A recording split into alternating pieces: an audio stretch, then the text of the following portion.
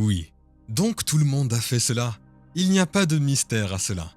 Chaque personne a fait quelque chose de bien dans sa vie.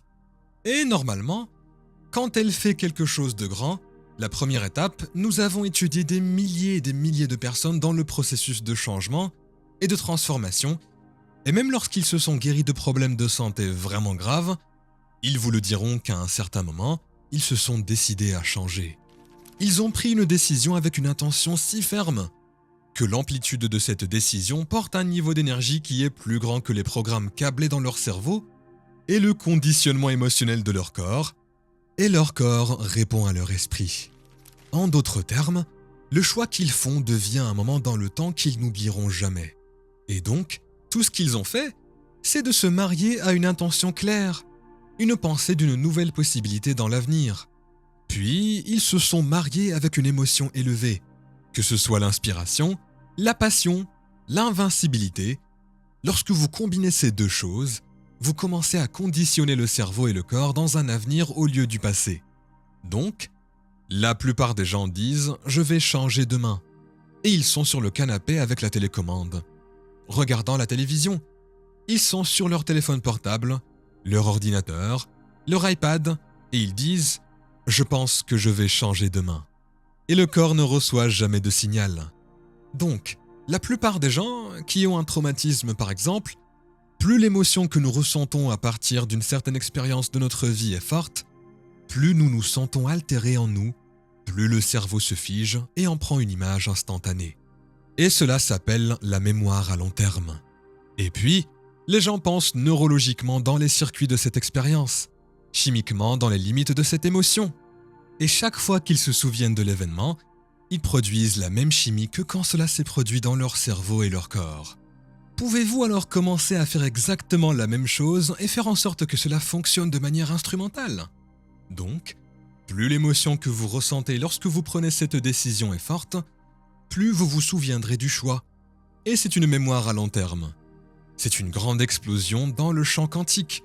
Donc, pour le dire d'une autre manière, vous donnez à votre corps un avant-goût de l'avenir, émotionnellement. Le corps croit qu'il est dans un nouvel environnement, car il ne connaît pas la différence entre l'expérience qui crée l'émotion et l'émotion que vous créez par ce choix. Donc, quand une personne ressent cette exubérance, cette passion pour se décider à changer, ils vous diront « je me souviens du moment exact où je me suis décidé à changer. À ce moment précis, j'étais dans ma cuisine. C'était ce jour-là. Je peux tout vous dire à propos de cela, car c'est une mémoire à long terme. Et si vous le faisiez tous les jours ? Et si vous pouviez le faire suffisamment de fois pour que littéralement, d'un point de vue biologique, vous commenciez à effacer l'émotion qui a été stockée dans le corps, qui a produit de la douleur, de la peur ou de la confusion. Et maintenant, vous conditionnez le corps à une émotion élevée comme la gratitude ou l'amour. Nous avons donc étudié cela.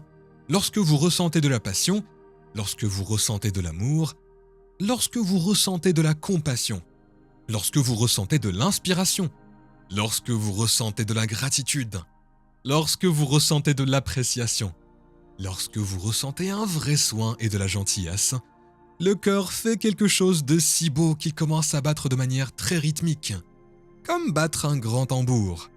Et ce genre de battement cohérent produit un champ magnétique pouvant atteindre 3 mètres de large. Maintenant, le cœur émane de l'énergie et de la fréquence. Et la fréquence transporte des informations.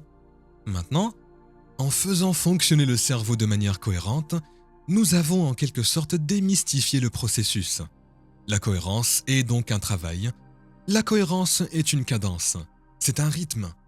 Et lorsque le cerveau est cohérent, il peut envoyer un signal. C'est une directive. C'est la charge électrique dans le champ quantique. Le sentiment, l'émotion élevée de la gratitude ou d'amour est la charge magnétique. C'est donc ce qui attire les expériences vers vous. Et donc, si vous le faites suffisamment de fois, avec la cohérence du cerveau et la cohérence cardiaque, vous allez avoir un signal Wi-Fi.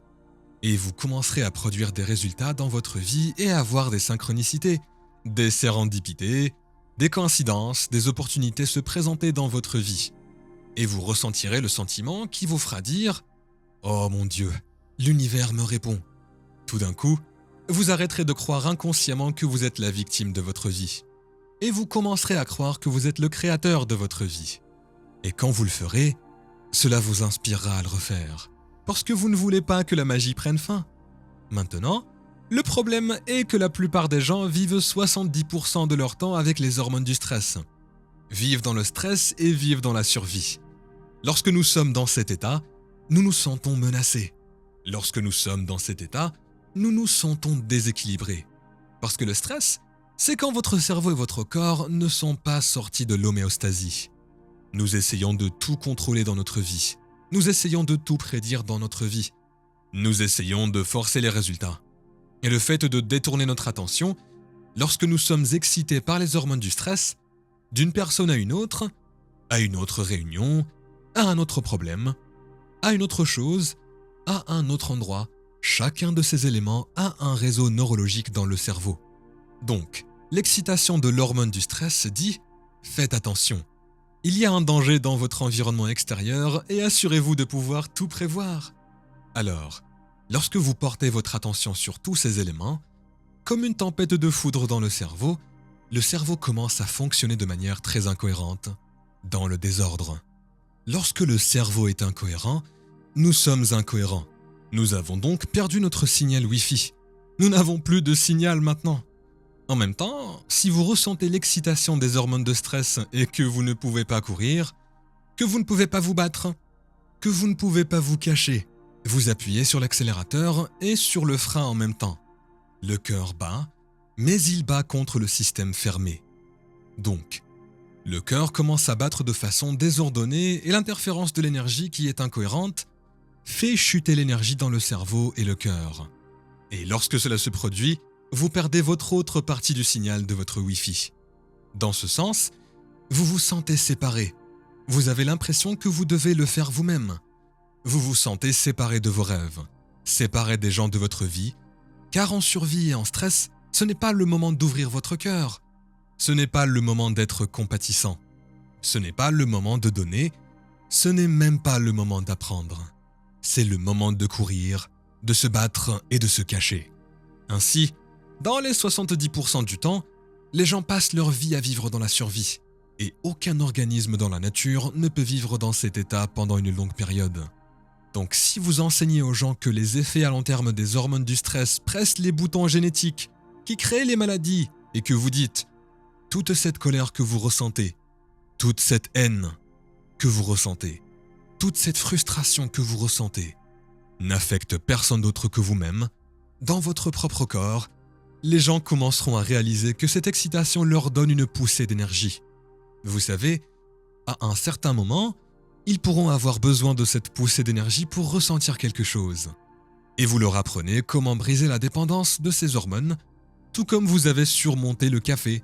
C'est la même chose lorsque vous libérez votre corps des chaînes de ces émotions. Quand vous regardez votre passé, vous ne le voyez pas de la même manière, car c'est seulement l'émotion qui vous maintient connecté au passé. Surmontez l'émotion. En regardant votre passé, vous verrez la sagesse derrière. Vous verrez les leçons derrière. Vous le verrez d'un plus grand niveau de conscience. Donc, lorsque nous combinons une intention claire avec une émotion élevée, nous pratiquons cette façon de créer une cohérence cérébrale et cardiaque. Avec le temps, vous commencerez à voir les choses venir vers vous. Et c'est la partie cool. Maintenant, vous n'avez plus besoin d'aller le chercher pour l'avoir. D'une manière ou d'une autre, ces opportunités commencent à apparaître dans votre vie. Et c'est à ce moment-là que vous commencez à croire que nous sommes les créateurs de nos vies et non pas ses victimes.